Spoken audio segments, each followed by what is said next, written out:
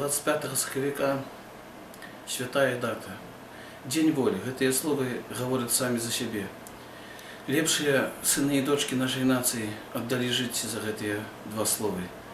За дзень волі. За тое, каб у нашай нацыі быў гэты дзень. За тое, каб мы святкавалі і радаваліся таму, што мы вольныя, незалежныя, што мы жывём не пад прыгнётам, што мы самі сабе выбіраем свой лёс.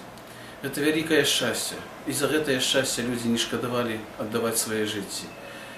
Таму што гэта звязана з вышэйшымі ідэаламі, з праўдзівымі ідэаламі. Толькі за такія ідэалы людзі могуць ісці да канца. Вельмі цяжкая сітуацыя сёння складваецца ў Беларусі. Надалей незалежнасць беларуская знаходзіцца пад пагрозай.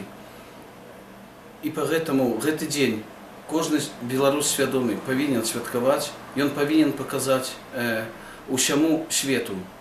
Ён павінен паказаць беларускаму грамадству, а найперш ён павінен паказаць самому сабе, што ён жадае вольнасці, што ён жадае жыць у сваей вольнай і незалежнай краіне, што ён гатовы бараніць яе, што ён гатовы дамагчыся таго, каб больш ніхто не змог знішчыць гэтыя сімвалы, ніхто не змог сцёрці нашу памяць.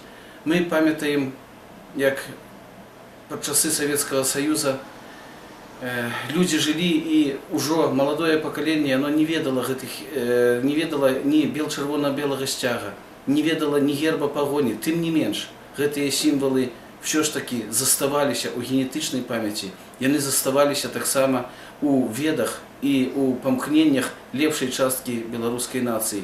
І як толькі трошачкі вольнасці стала, яны адразу залуналі, яны адразу ахлынулі, захапілі ўсю Беларусь і паказалі, што мы вольная незалежная краіна. На сённяшні дзень зноў пад пагрозай стаіць нашая мова.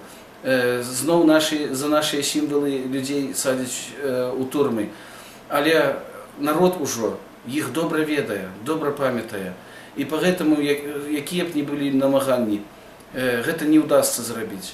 І не ўдасца таму, што кожнага 25 сакавіка людзі выходзяць на вуліцу, едуць у сталіцу ці знаходзяцца ў сваіх мясцінах і святкуюць гэты дзень. Дзень вольнасці, дзень свабоды.